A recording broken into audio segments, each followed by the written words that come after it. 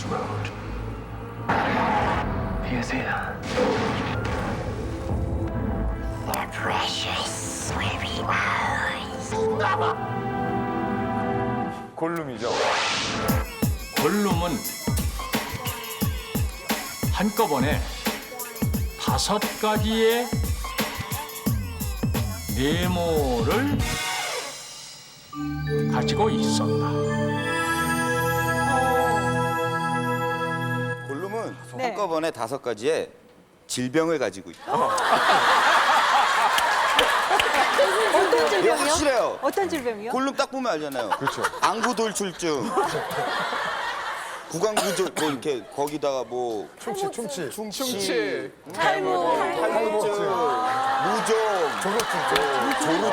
한꺼번에 5가지의 인격을 가지고 있다. 인격. 다중인격처럼. 그러니까 막 거기 영화 보면 그 반지의 제왕 보면 맞아요. 막 웃다가 울다가 막 충성했다가 막 배신하다가 막 왔다 갔다 하잖아요. 그래서 뭐 도플갱어나 왜 지키를 박사 헤드처럼 다중인격이다. 인격을 가지고 다중인격. 골룸이 곧 조혜련 씨가 아니라 박성호 씨였네요. 나중에. 표정. 이쪽 눈은 웃고 있어. 이쪽 눈은 화를 내고 있고 여긴 좀 슬프고. 그건 스크림 아니에요, 스크림? 한꺼번에 5가지의 이름을 가지고 있다.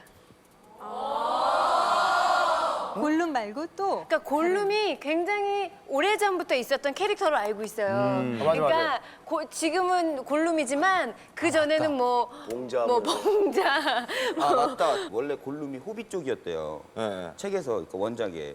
그때는 이름이 틀려요. 골룸이 아니에요. 그러니까 그 얘기를 스폰지에서 했었거든요. 저희. 그래요? 언제 했어요?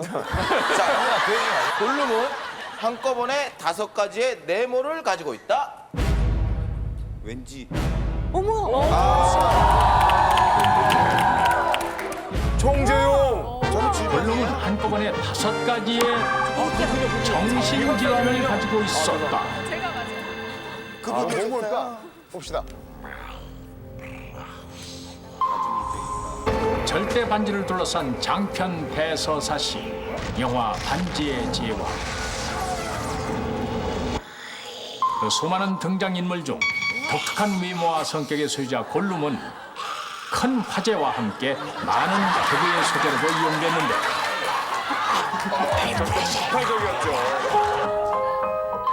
그런 골룸이 가장 고질적인 정신질환자라는 인터넷 제보 과연 사실입니까? 예, 사실입니다.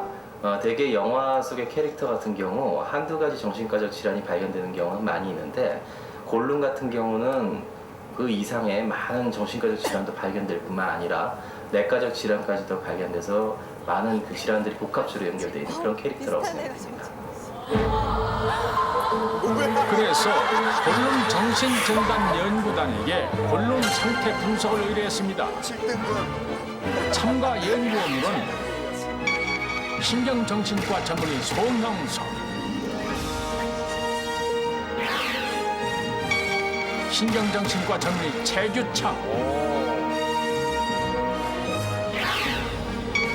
신경정신과 전문의 권호임, 가정의학과 전문의 신경원님께서 수고를 해주시겠습니다. 분석을 위해 영화 반지의 제왕 총 3편을 감상해 보시겠습니다. 고생했겠다.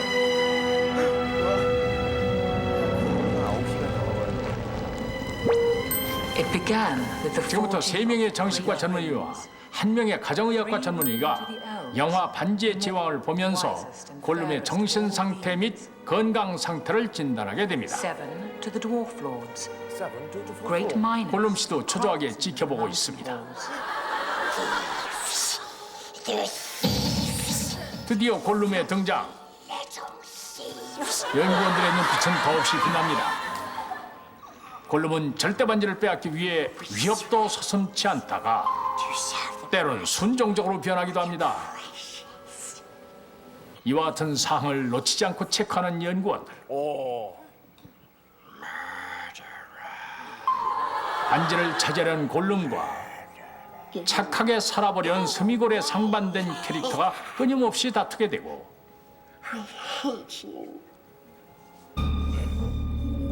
골룸의 원래 모습은 바로 이랬다고 합니다. 맞아. 저기 이제 진짜 저걸 보신 거죠? 하지만 절대 반지를 향한 탐욕에 추하게 변하고 맙니다.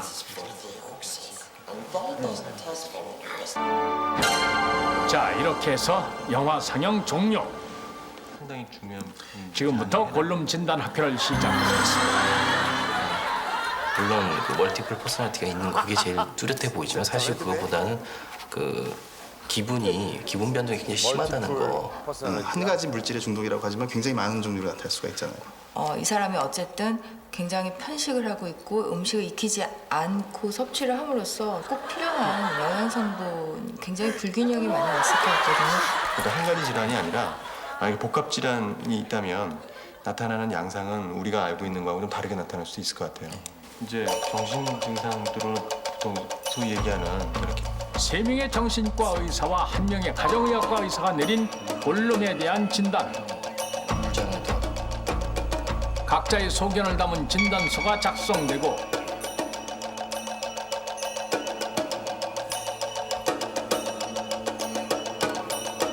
수고하셨습니다. 장시간에 걸친 진단 완료.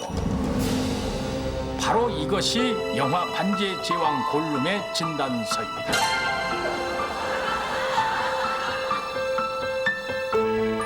자, 그럼 문제시된 골룸의 행위들을 일상생활 속에서 찾아보겠습니다. 바로 그 첫 번째, 악의에 찬 행동. 여기 앉으시죠. 안녕하세요. 혹시 저 사람 아세요? 제 생각에는 인격 장애에 가장 합당하다고 보고요. 그리고 제가 알기로는 그 책을 쓴 저자가 인간에 대한 성찰을 기피한 아주 이해가 깊은 사람이고, 그리고 정신의학적인 또한 그 어느 정도의 지식과 고증을 통해서 그런 캐릭터를 창조를 했었을 거라고 생각이 됩니다. 두 번째, 골룸과 같은 비정상적인 관심은 이렇습니다. 네? 누구야? 거래처 사람. 그래? 뭐래? 납품 기한 맞춰달라고. 납품 기한? 납품 기한이 언젠데? 누군데? 그 물건 좋아? 누굴 만나는 거야? 딴 남자 만난다 했더니 납품 잘하는 남자 만났구나? 사람들로부터 멀어지고 여러 가지를 해서 저런 것도 흥미를 지원이군요. 잃게 되고 어떤 한 가지 그 중독된 그 재주에 질환이 있는 분들이 행동이건 많은데요. 약물이건 거기에만 집중하게 되는 그런 모습들에서는 다른 증상, 인격 장애의 증상으로도 보일 수 있을 수 있죠. 너무 맑다. 골룸의 세 번째 정신질환, 정서의 급변화. 어디 갈래? 놀이공원 갈래? 아니면 드라이브 하러 갈래? 영화 볼래? 뭐 먹으러 갈래? 술 먹어? 어디 갈래 우리? 우리 간만에 등산 어때, 등산? 등산? 지금 등산 가자 그랬어? 우리가 지금 파쳐줄게. 등산 갈 때야 지금? 아유 생각이 있는 거니 없는 건지. 아이고 나나나나나나나. 네 번째 정신질환 증세, 새또이잖아. 극도의 신경과민. 머리 떨어져. 오씨 나 이번 시험에 떨어질래나 이거? 이거 또 왜 이렇게 미끄러? 나 이번 시험에 미끄러질래나? 뭘 쳐다봐? 그냥 가. 너도 바를래? 다섯 번째 골룸의 정신질환, 다중인격.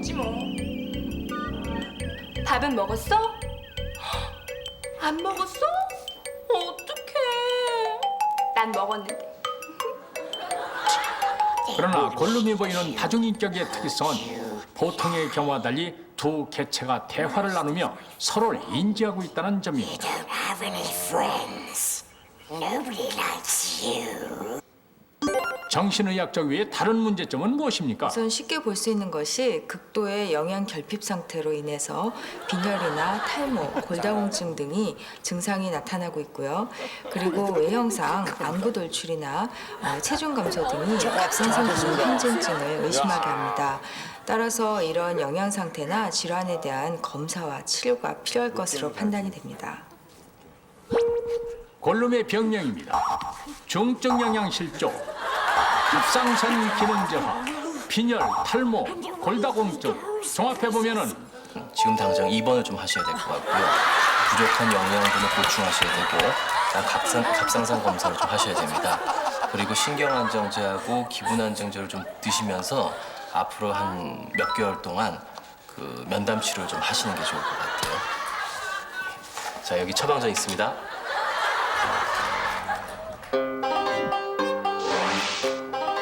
골룸 선생, 이제 약 드실 시간입니다.